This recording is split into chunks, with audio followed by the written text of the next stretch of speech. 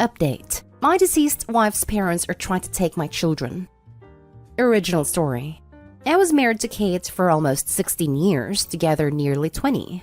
She was the absolute light of my life, at the center of my world, and her death has been devastating to both me and our 3 children, 17 female, 14 male, 10 male. Our family was very close, and her death was unexpected. We are estranged from Kate's parents. She was already no contact with them when we first met, and we continued keeping no contact with them. They attempted pretty often to get in contact with us, and Kate and I always shut it down immediately. We were in no contact with them because they were incredibly horrible to Kate growing up. They don't accept responsibility for their actions. They say they were just confused kids and didn't mean for anything serious to happen to Kate. But something serious did happen to Kate. Kate suffered from seizures from a traumatic brain injury she got at her mother's hands, and it was a seizure that killed my wife 3 weeks ago. So I rest the blame for my wife's death squarely on her parents' shoulders. Since she passed away, her parents have begun harassing me, saying that they're owed a relationship with their grandchildren. I say I don't owe them crap, and continue to deny them requests, throw away the letters, donate the gifts, just like Kate had always done. Now, I've been sent a letter that they're suing for grandparents' rights. I am terrified. I'm terrified that my in-laws are going to get their hands on my children and take them away from me in the wake of the traumatic death of their mother. Am I doing the right thing by keeping distance from her parents? I've turned everything over to the lawyer, but I'm wondering if this is the right thing to do. All 3 kids are in therapy even before their mother's death. The older 2 kids know some details of the relationship between Kate and her parents, but not the entire story. Now for the top advice before reading the update. Yes, you are doing the right thing. Also, get a lawyer. They shouldn't be able to take them actually. They may have a Hail Mary chance though. Some states have a grandparents' rights laws for visitation, sadly for situations similar to this. The laws are for, in the event of a parent's death, the surviving parent going AWOL and depriving the deceased parent's family/grandparents with access to the children. In theory, the situation is similar to Opie's case, except the deceased parent was no contact before their death, and clearly didn't want the grandparents near their family. Couldn't imagine a court granting them, but crap, if they get the right judge on the right day? I think they need to have an established relationship with the kids to qualify though. And only listen to what your lawyer says, because you owe them nothing and their feelings aren't a concern. I doubt they would advise you to start contact. Also r/legal advice. Lawyer here. They won't be able to take rights away from him. Unless OP is lying, most, if not all states, prioritize bio-parents' rights over grandparents, even when bio-parent is in jail or substance dependent. The worst that can happen is visitation, but they have not had continuous contact with these children prior to his wife's untimely and devastating death. So, I don't know how they'll even get visitation. OP, it's clear you're in a lot of pain and stressed out, but they really don't have a leg to stand on. Stand your ground. They have no claim to these children. In most states, grandparents' rights are set up for if there is a messy relationship and one parent dies, the other parent cannot keep the children away from that side of the family, which is not what's happened from your description. Based on the history as well, even for visitation she has no case, depending on your location. She hasn't had a relationship with them ever, so there wouldn't be a loss of relationship now that your wife is deceased. But have a very serious talk with your kids about this. Older kids get more info obviously, since grandparents could reach out to them directly to manipulate their way into a relationship. And now for the update.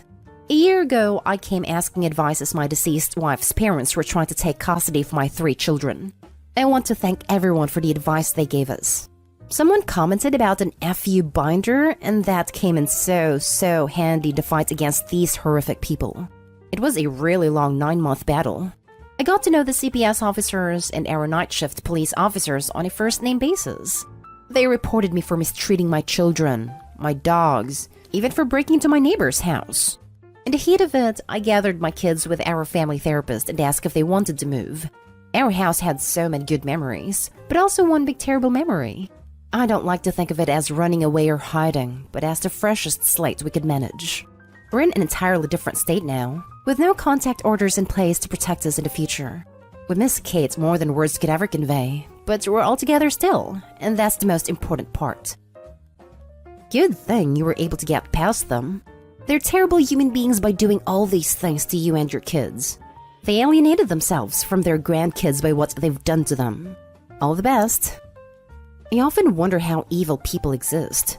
Like, I can't fathom sitting around lying just to lie. Do they believe this ugliness? I'm so glad you got away from these awful demons posing as people.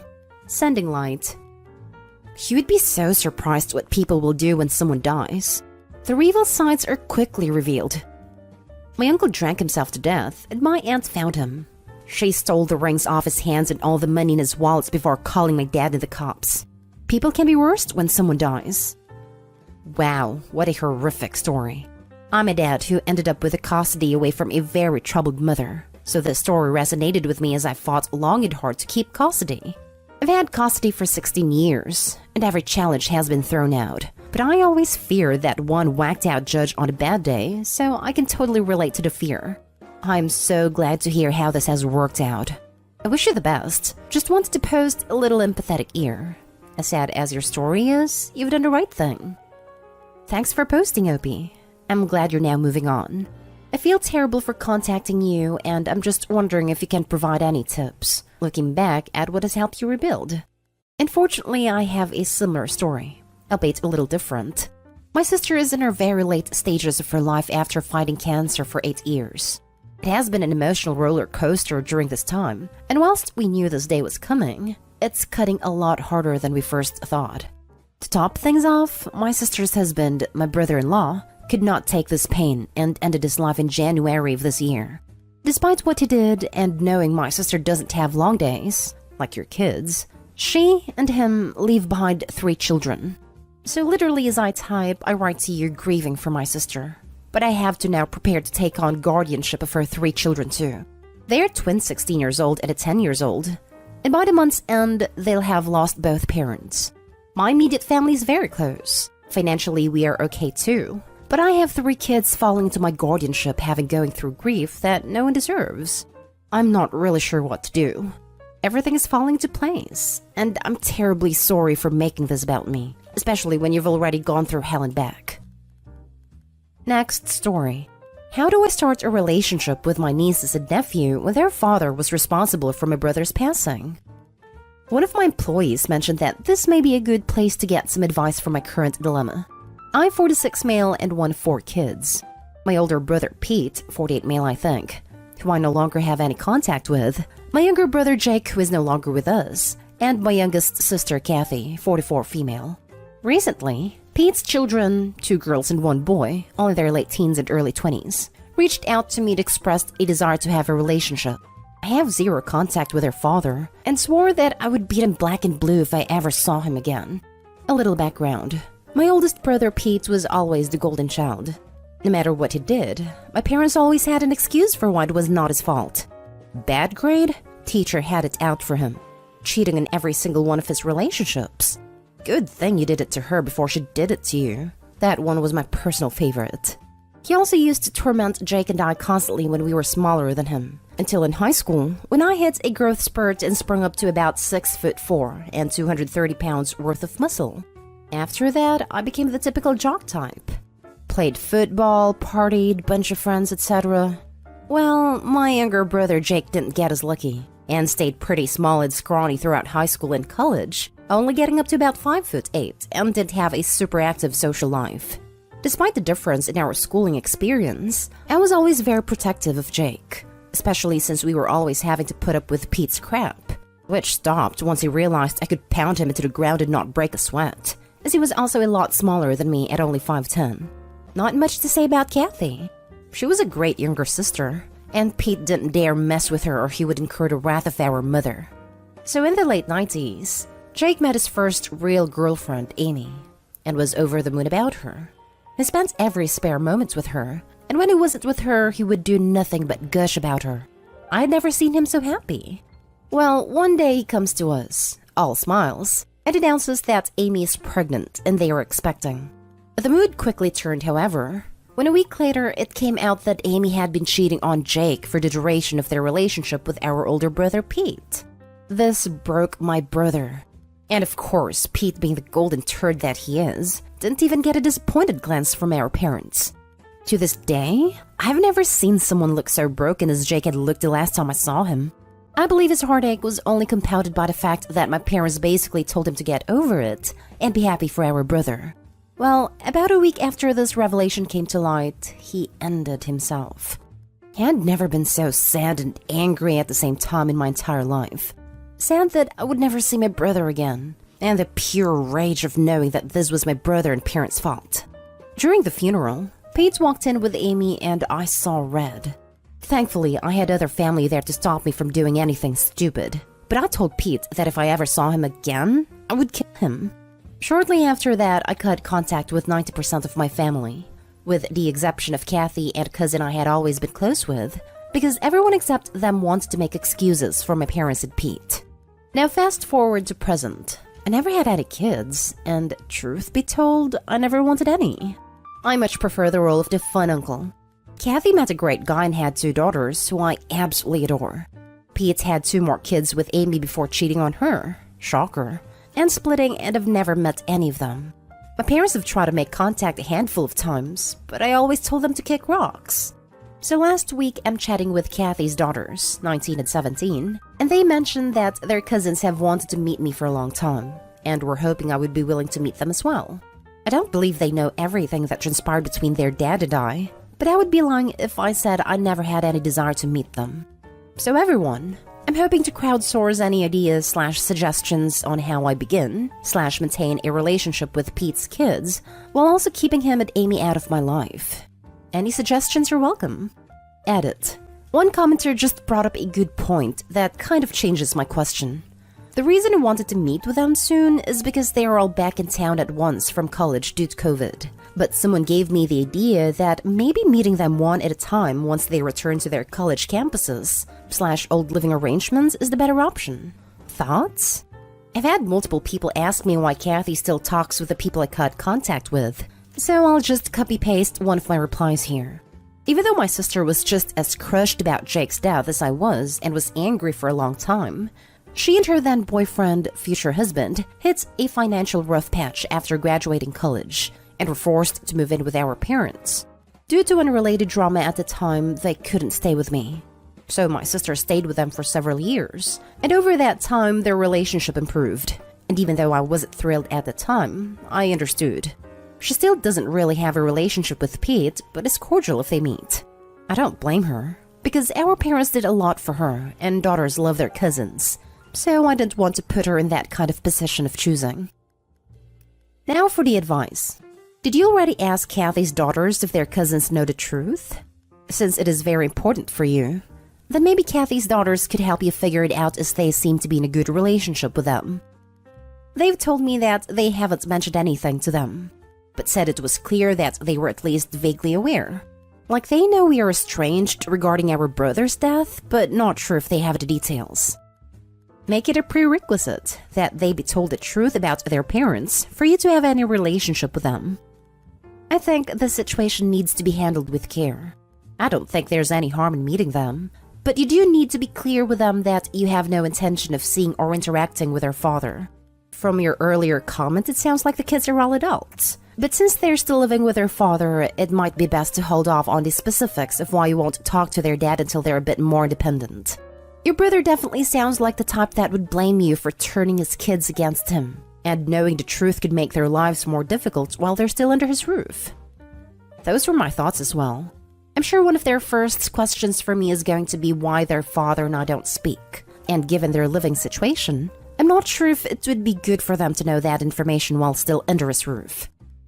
If they ask, just tell them that you're not comfortable discussing it with them yet, and that when you are, you'll let them know. Don't have a relationship with those kids unless it's going to be based on honesty. Your older brother is, indeed, largely responsible for the needless death of your younger brother. I have no words for your parents. Your estranged brother's children played no role in your brother's death, so relationship with them to a point becomes possible.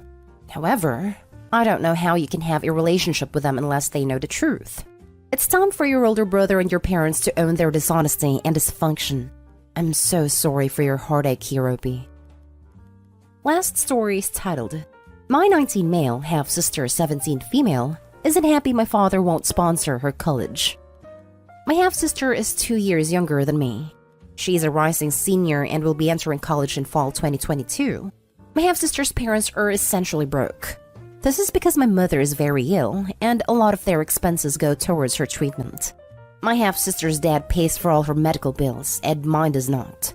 My mom left my dad while she was pregnant with me, and soon fell in love with half-sister's dad. While the timing is close, there was no cheating. My dad didn't pay for my mom because he didn't care about her anymore. I don't think it was wrong for that, and he got majority custody when she fell ill. My dad is rich, and he is paying for my education. My sister and dad are pretty close because he babysat her a lot. She asked him if he'd pay for her college, and he said no. She got really upset because she got into a decent school but cost a fair amount of money. The money wouldn't even dent my dad's bank, but he refused because he never saw her as his responsibility. Now my half-sister wants me to convince my dad to help her pay for college. What the hell is this post? If your ex who left you 20 years ago has another kid with someone else, you're not responsible for paying for them to go to college. At all. People are weird AF. More like some Americans are entitled AF. What did I just read? His responsibilities to his child, you, just like all parents. Your sister's parents are responsible for her. Sorry, someone had to say that. It's crazy how some of the comments think the dad should help. He's not an ATM. Exactly. He's nice to her, which is good enough considering what her mom did. It sucks, she'll have to work through to get uni, but if she chooses an in-state school, it won't be that bad, honestly. It's one thing to help out your ex and make sure your child has a good relationship with her half-siblings. It's quite another to pay for a child's college education that isn't yours. Your half-sister is not being realistic. Even though it would not make a dent in your dad's financial situation, he's not her dad. If her parents can't afford to send her to college, there are grants, scholarships, and loans. She needs to talk to her school counselor and see what kind of help she can get. Am I the a-hole for being upset with my sister for wanting to skip my wedding because of her miscarriage? I, female 28, am getting married next week. Invitations are out, wedding planning was complete, and everything is going according to plan. However, my sister, female 31, just had a miscarriage, and mom told me that she told her she decided not to come to the wedding. I was dumbfounded, so I called my sister to talk about it, and she said she is exhausted and doesn't feel like attending. I told her that this is my wedding, not some family dinner she and her husband decided to skip. She apologized, hoping that I'd understand, but I said that I don't, because I really don't understand. What does her miscarriage has to do with being at my wedding? It's not like she gave birth and needed to stay with a baby. She must have had me on speaker because her husband heard and started scolding me about how this is a traumatic experience that my sister just went through, and said that I was insensitive to talk to her like that. I asked him to stay out of it, but he started arguing, telling me to respect my sister's wish and respect that they're grieving. I insisted to let me talk to her, but he said we were done talking. I ended up losing my temper with him, and he told me F you and your wedding, then hung up. My fiancé was in the room and heard him say that. He wanted to uninvite him and my sister over this instantly, but I didn't let him. I called mom and she promised to speak to my sister and convinced her to come. My dad called me later on and started berating me about harassing my sister and told me to leave her alone. I asked him if my brother-in-law told him about our fight, but he got defensive and told me to get off both my sister's and her husband's back and drop it. I told him how upset and hurt I was that my sister decided to skip my wedding, and how little she thought of it. He replied that my sister has a valid reason, and I was coming across and feeling and selfish not to see that, and lash out over her missing a party. This is not a party. That's my wedding. It matters to me. I was there for hers. Why can't she do the same and show up for a few hours? Dad said he won't tell me again to leave my sister alone, and urged me to stop bringing it up and gang up with mom to get my sister to go. But I wasn't doing that. Long story short, tension has been taking over since then. Mom thinks that a calm discussion will do, but I feel like my feelings are ignored and misunderstood, especially for my sister. Edited to add, I love my sister. I get her struggle, but I wanted her there because I care about her. Now for the top comments. You're the a-hole. You have no idea what it's like to be carrying life and hope inside your body, then to lose all that to forces outside of your control. People need time to collect their composure and grieve. The world doesn't revolve around you, and you're certainly not a person worth gravitating towards. F your wedding. This 100%. I can't believe she said it's not like you have a baby to stay home and take care of. Just wow. Yes, that was pouring salt in an open, gaping wound. Your baby's dead, so you're free, right? What's the big deal? You're the a-hole for having this attitude. I know those weren't your words, but it's an accurate paraphrase. You could easily have said, I understand that you are hurting right now, but I would really appreciate it if you would still come to the ceremony. You don't even have to stay for the reception, but it would mean a lot to me to have you there. But if the answer is still no, then you're the a-hole for not taking no for an answer. You're the a-hole. It's not like she gave birth and needed to stay with the baby. I refuse to believe you could actually type those words out and somehow still convince yourself you're not a-hole here. Believe it or not, nobody owes you their presence at your wedding, for any reason. The loss of an entire future they'd already started making plans for and investing enormous amounts of emotional capital in is ample cause to say, sorry, we're not up for celebrating right now. Which is really not a thing you would think a human being with a functioning heart or brain would need explained to them. So unless you're gunning for Bridezilla of the decade, which honestly seems like it might be the goal, quit digging and go apologize. Like yesterday. I really hope she didn't say that to her sister. Bad enough to write it here, but if it was said, I would have flipped my crap. You're the a-hole. Miscarriage isn't just a day and it's done. Depending on the age of the pregnancy, she may still be bleeding, may have follow-up doctor's appointments, could require a D&C if the miscarriage is incomplete. It may have been or still be a physically painful process. And that is all without touching on the emotional aspects of a miscarriage. If she is not up to the wedding, then she's not up to it. She is having a stressful medical incident, and that is probably compounded by grief. I feel like my feelings are ignored and misunderstood, especially for my sister. This is ironic, since you have completely failed to empathize with her.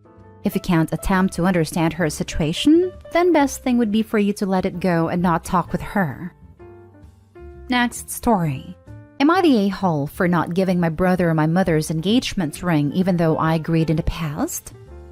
Me 21 female and my brother 25 male have agreed that my mom's engagement ring, 6 women in my family wore it, would be mine until he finds a girl he really wants to propose to. I agreed. Now, he has a girlfriend of 5 years and told me that he is planning to propose and would like the ring back. I immediately told no. And that's because as much as girl likes jewelry, she also likes to lose it. The amount of jewelry she lost is outstanding. I remember getting her very pretty earrings that I made myself, and she lost it like after 2 days. Of course, he got angry. So I told him that if he wants her to have that ring, he needs to give her now a random ring. And if she doesn't lose it until he proposes, he has a specific day planned. I will give it to him. He was annoyed but agreed. And well, guess what? She lost it. To be honest, I don't know how she does it.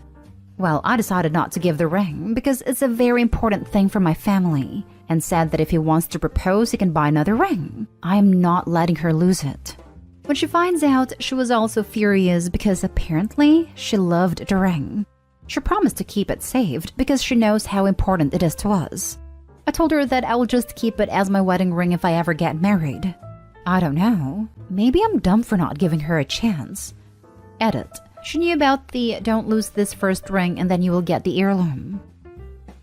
Not stay home. I think that's a pretty valid concern and reason to not want to lose a family heirloom. Yes, Opie's concerns are valid, but brother wasn't an a-hole for being pissed. The agreement was that he would eventually get the ring for his girlfriend, so Opie is pulling the rug out from under him last minute. Even a girlfriend, not an A, as she was obviously promised this ring by both Opie and her boyfriend, and being careless with meaningless costume jewelry doesn't necessarily mean that girlfriend will be careless with a meaningful treasure. There isn't really a good solution, and Opie should probably just keep the ring to be on the safe side, but no a-holes here. This kind of happened in my family. My sister didn't get the heirloom ring and I did. There's some lingering resentment, but my sister is on her 4th engagement ring currently, and I'm right now wearing the heirloom one. It makes sense for everyone to feel the way they did. Make a replica and give it to her. Then if it gets lost again, you're not out much. I don't like this idea at all. Lying will only cause more problems down the road.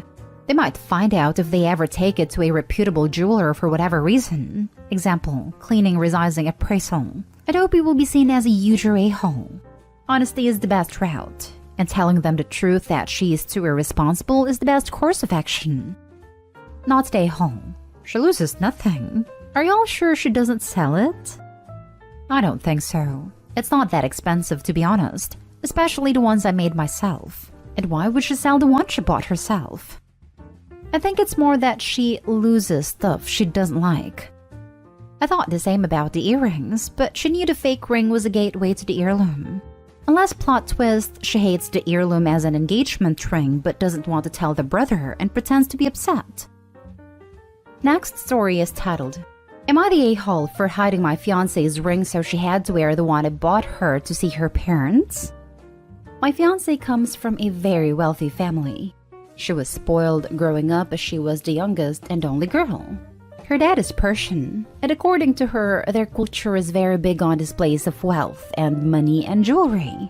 She has tons of expensive jewelry from her dad and uncles, and lives a pretty lavish life. I am not doing bad, but I'm not rich. I'm currently working as a very low-level developer with a computer company, and I don't quite make software developer money yet.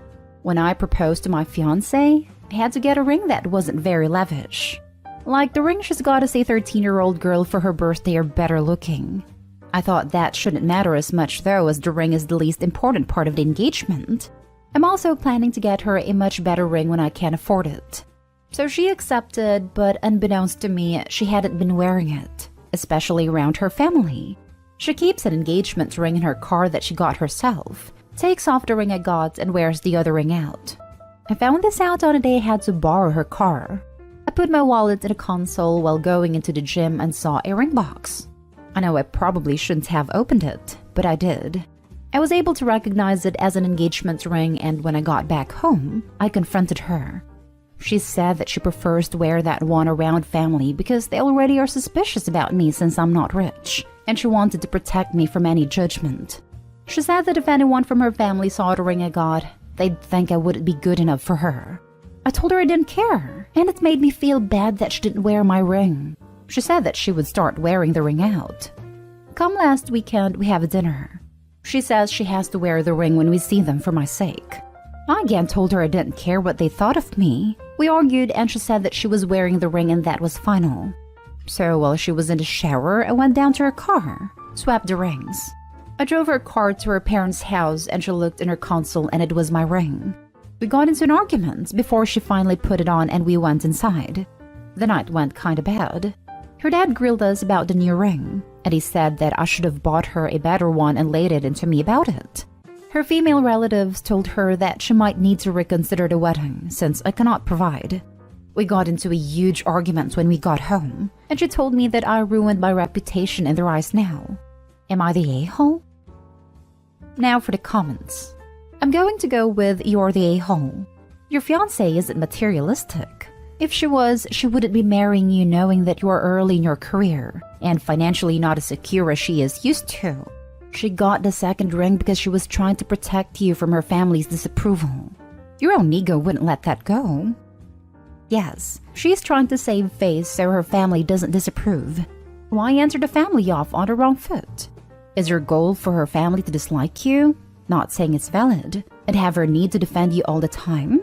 Why make life difficult over a ring? She already said yes and is aware of your financial situation. Are you trying to force her to cut off her family because they'll be talking crap about you? What's your end goal for this? You're the a-hole. She knows her family and wanted to avoid a scene you forced her into. You're planning to buy her a much better ring when you can't afford it anyway, you said. So why are you so hurt by this? Now she really will have to reevaluate marrying you. Also, he may not care what her family thinks of him, but she's going to get the brunt of it, not him. She's going to be the one told he's not good enough. She definitely should have expressed this issue to him beforehand, but as long as she's only swapping the ring in front of the family, I get where she's coming from. Now for the last story. Am I the a-hole for making my mother-in-law cry? I, 26 female, and my husband, 26 male, have been together for 8 years and married for 1. We have 2 kids together and just bought a house. My mother-in-law came by to visit the other day when my husband was at work, and my youngest child, 4, was having a full-blown meltdown. My youngest son has mild autism and severe ADHD, and my mother-in-law knows this. Well, my older child, 8, lets her in, and I'm dealing with a toddler in a separate room to calm him down. My mother-in-law comes to me and sits down and starts talking. Well, I get my toddler to calm down, and she looks at me and goes, "It's a good thing you came to your senses and decided not to have any more of those." Now this instantly angered me because I had a lot of complications with my second pregnancy, and I was put under a lot of stress during this pregnancy by my husband's family because they didn't want me to be pregnant. I had my older son at 17 and he was not biologically my husband's. However, my husband has been around and raised him since he was born because his bio dad disappeared. My youngest son was supposed to be a twin, but I lost one early in the pregnancy. And during my whole pregnancy, my in-laws kept pressuring me to get my tubes tied because they didn't think I should have any more kids. Not for the medical reasons I chose to have it done. My in-laws have never liked me or approved of me because they don't like the family I come from. I calmly tell my toddler to go play with brother because I need to talk to his grandma. After he leaves, I look at her and tell her she needs to leave. She gets mad and tells me I have no right to tell her to leave because it's her son's house, not mine, and I am a stay-at-home mom with no income or credit. So only my husband's name is on the loan of the house. I am really pissed now and say, "You are being a vindictive witch." And it's funny that you tell me about how I don't need more children when you only closed up your baby factory after you've had 5 kids because you cared more about having a daughter than being a good mother. Well, she left and then later told my husband a bunch of lies, and he came home and asked me about it. I told him what happened and he believes me because he knows how his mother is. But now she is saying I am horrible and she refuses to come back till I apologize. I said then she just won't come back. But now my husband's whole family is mad at both of us for him taking my side. So am I the a-hole? Edit. This is kind of important. My mother-in-law blames me for my youngest son having autism and ADHD, even though my husband has ADHD, and told my husband that if he had just chosen to breed with good stock and picked someone she approved of, his son wouldn't be messed up. Not stay home. She refuses to come back until you apologize? Congratulations, you just won the game. So she says something rude, you take the high road and ask her to leave. So she says more rude things to which you respond in kind, deservedly so. And now she's making you out to be the bad guy. I'm so tired of these bullies with martyrdom complexes. If you can't take it, don't dish it out. Not stay home and hope that she holds true to her ultimatum of not coming back until you apologize. Not stay home. How delightful that she is punishing you by withholding her company. Excellent outcome. And move in the meantime and leave no forwarding address. I wish it was that easy to move, but it took us over a year just to find this house. Regarding your Reddit, next time she blames you for your youngest, just point out that autism comes from the father's side. Hey everyone. Here's an update as of 5 minutes ago because my husband called her this morning after I talked to him some more.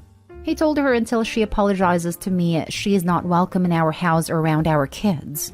She has been removed from the emergency contact and pickup list at both my kids' schools. And that we will not be attending any family holidays. And that we blocked her and the rest of the family in social media so that she can't get updates about the kids or see any pictures of them. Being a teen mom is hard, no discounting that. But having a teenage boy step up to help raise a child that isn't biologically his are all but non-existent. You too clearly have something very special to have withstood hardships from such young ages and still be together. From your post, your husband sounds like a grade A stand-up guy who has your back and will do anything to protect his family. Update. My mom, 60 female, is still pressuring me, 25 female, to add me as a third person on her new $820,000 mortgage. I really don't want to, as my husband and I are looking to buy our own home. She states doing this will build my credit for a new mortgage down the line. Original post. My 25 female mother, 60 female, and her boyfriend, 60 male, had a house in Ottawa, which was a nice home. She's always hated the home for reasons I think could have easily been renovated, like new shower tiles, new doors, or adding basic finishes to the basement. It was a new build at a time, 2017.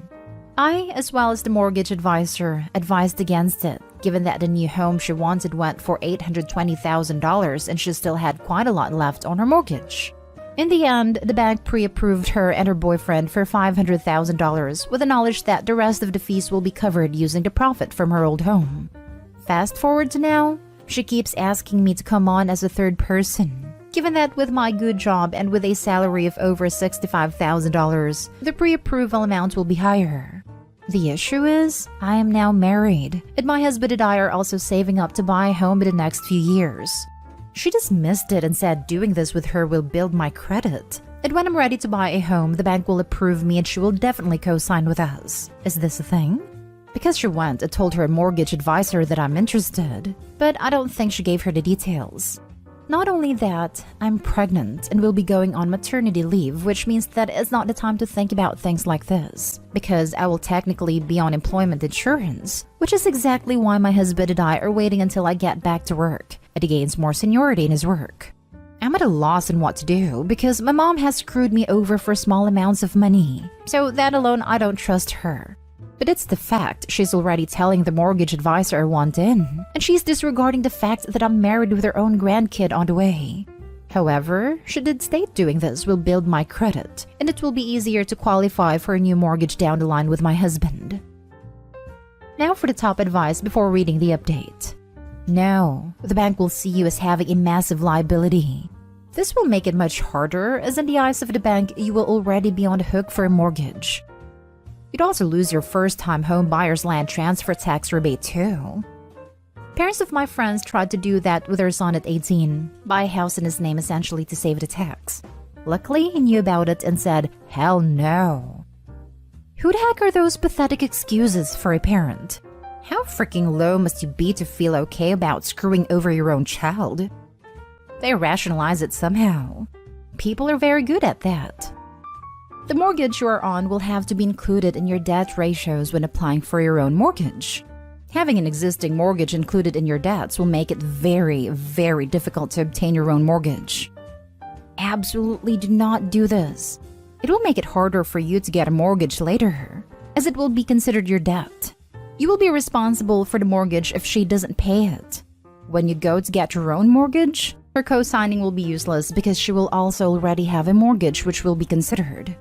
She needs to buy something within her means. If she is relying on your income to be approved for a higher amount, it is not within her means. And now for the update. Last week, I posted what my mother was trying to do, which was have me co-sign her mortgage. Many people have asked for an update. So yesterday, I spoke with a mortgage advisor who not only admitted that my mom was a difficult client, as she was trying to do the impossible by getting this mortgage, but he also revealed that the reason she needed me to co-sign a mortgage was because she did not want to listen to his recommendation, which was to return the car she had leased, on which the maturity date is almost due, and to not finance a new car until she gets her mortgage funded, 2 months max. This is to ensure she does not have too much debt, and that her pre-approval amount stay the same. Instead of doing that, she wanted me on a mortgage so she can increase the funding approval rate and get a new car financed. My husband and I were disgusted and shocked. The mortgage advisor was very honest and stated that if I get in on this, it will significantly reduce my borrowing power, and I will be on the hook for years. He even joked and asked, would you like to stay stuck renting with the inability to borrow and a huge dip on your credit, while she drives the newest fancy cars and lives in a big home? He told us not to do it and think of our future. We're expecting a baby in the fall. To cut it short, most of you are right. She had no intention of helping me in the long run, and it was only to satisfy her wants, while having no issues leaving my husband and baby and I on the hook for almost $1 million. I have confronted my mom, who has yet to answer my texts, and my husband has adjusted that we cut contact with her. I wanted to take the time to thank you all for your honest advice, and to the mortgage advisor who put reality before money. She states doing this will build my credit for a new mortgage down the line. Big lol. This is advice to give teenagers getting their first student credit cards. Absolutely.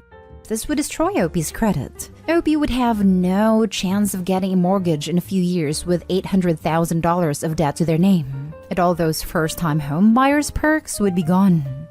But Opie's mom would get a new car. Opie, on a serious note, your mom should look out the buyout cost for her leased vehicle versus the resale value. The used car market is crazy right now, and most people can pay X dollars to buy out their lease, then drive the car over to the used car lot and sell it for X plus $5,000 or whatever. That's free money basically, so I highly recommend you look into it. I'm not sure which scenario is worse, that your mother believes this or that she thinks you're stupid enough to buy it.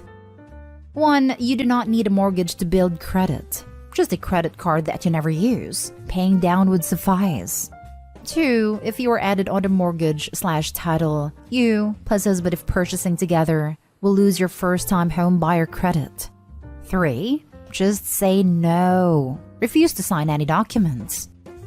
Yes, the mortgage advisor spoke to me about a first-time home buyer plan and how I would lose it if I co-signed this. I knew about this and told my mom. She dismissed it and said who cares because my husband would qualify. True, but really? I recall this post and commend you for making this difficult, but not so difficult decision. As a mother-to-be, you've absolutely made a right choice for your family, unlike what your own mother was doing for her child. My answer isn't financial, but is this a pattern of behavior for her? Has she always tried to harm you for her own benefit and tried to guilt trip or manipulate you or others to get what she wants? If so, your husband is onto something with a suggestion of cutting contact with her or at least severely limiting it. She will likely continue to harass, shame and guilt you, telling you how you robbed her of her house. You don't need that now with a baby on the way.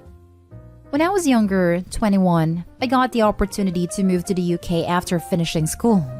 It was all against her wishes as she wanted me to stay in Canada for no good reason. I was living with her and forced to pay $1,000 in rent, plus utilities for living in her unfinished basement. When I told her I wanted to save and asked her to reduce the rent or give me startup money, she blamed me for being bad with money. At the time, I only made about $1,600 a month.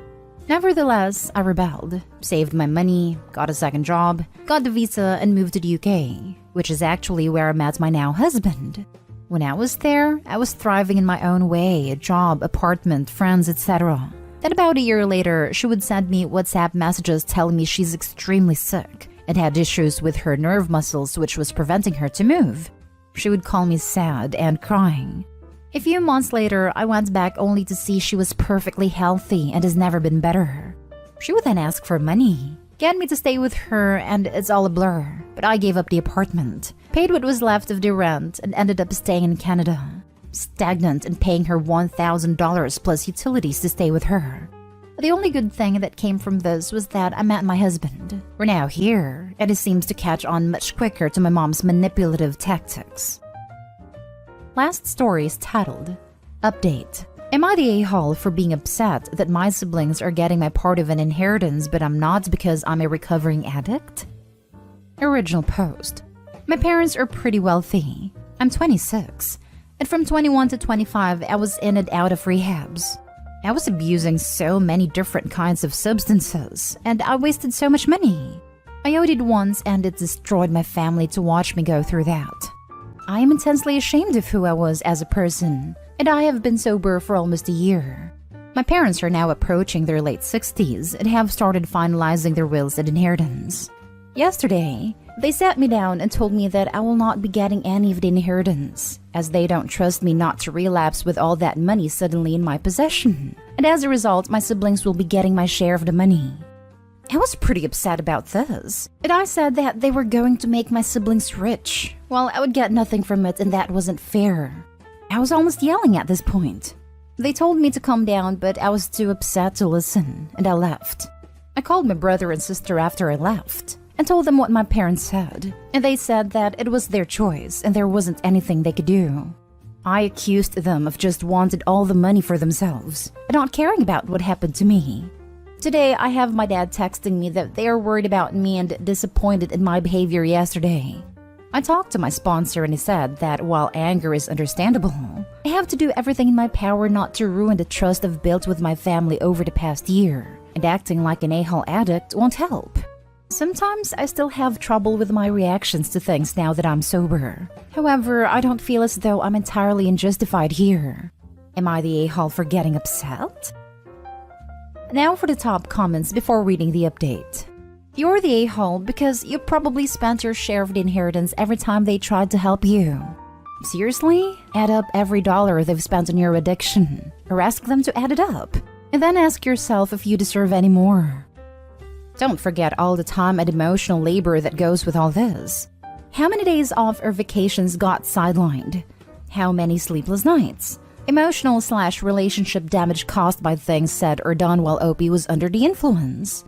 OP, you took up way more than your fair share, and way more than the inheritance is even worth. That's a fair point. As a PS, if you stay sober, your parents will treat you more responsibly over time. 1 year's nothing in recovery. Maybe several years or more down the line, when you're living a respectable life and they see that their money will go into your house, education, or something else which you have built between now and then, they will reconsider. I think timing is a major factor here. It feels like forever. You're the a-hole. Your parents are concerned for your life. Also, your parents are only 60-ish, thus there is a good chance that they will be alive for at least 10 years. I believe USA life expectancy is north of 70. That leaves plenty of time to amend a will. You are only a year out of rehab, so your parents are just making plans for the way things are today. Edit. Just reread that as late 60s, but the point still remains. They have to plan based on today, not based on what could be 10 years from now. But the way things are now won't always be the case. First, congrats on nearly a year. That being said, you spent nearly 1/5 of your life in rehab. I wouldn't blame them for not trusting you yet, especially since I bet you were using before the rehab. I'm guessing your parents paid for that? Not to mention all the attention that had to be put on you. That could have gone to your siblings. Addicts are an Olympic-sized pool's drain on a family's mental health and finances. They worried about you, made sure you were getting help, paid for it, and you repay them by going ballistic about that they won't treat you as if you did nothing to them? Yeah, they did pay for it. And now for the update. My first post wasn't hugely popular, but I wanted to update anyways. After what happened with my parents, I won't lie, I relapsed. I had a weekend where I blacked out. I remember getting back to my apartment and all the drugs and booze I had bought was gone. And it was a Monday morning. It was a lot of stuff. I scared myself so much I ended up calling my parents saying that they were right. And I remembered everyone's advice on my last post and I apologized for how I treated them. And that they were right in not giving me any of their money. I'm now 3 weeks sober and I took Reddit's advice and made a compromise with my parents in regards to my inheritance. If I remain at least 5 years sober and submit to a bi-monthly drug test, they will reconsider my part of the money. I hope they do reconsider. I know I have a lot of work to do and I still have a lot of selfishness to overcome, but I wanted to thank everyone for helping me try to realize that. Here's to 3 weeks and more. You're 3 weeks sober. You relapsed in the past and will likely again. It's pretty normal and expected to fall back. And when you enter group therapy and MAT therapy, they will talk about this with you. You can't and won't beat this alone. You need help. And it's okay to ask for it and use the services available to you. Millions of Americans have substance problems, and it's more common than you think. But there is only one legit solution. You can't expect your family to trust you after 3 weeks. You can't expect them to trust you ever again. It's fully up to them when they will bring that trust back, and you can't do anything about that. Get help. Join the addiction thread. Talk to an addiction doctor and get the ball rolling. They will help you with the withdrawal, family issues, and mental issues caused by the abuse. But most importantly, they will get to the core of your addiction so it can be properly addressed. 5 minutes after I took my first dose of buprenorphine, Subsolve, I never had another craving again.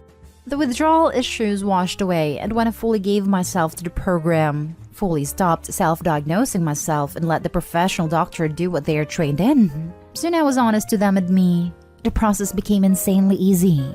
When you fight it, when you try to justify it, when you lie to your doctor or think you know your body best, then you fail.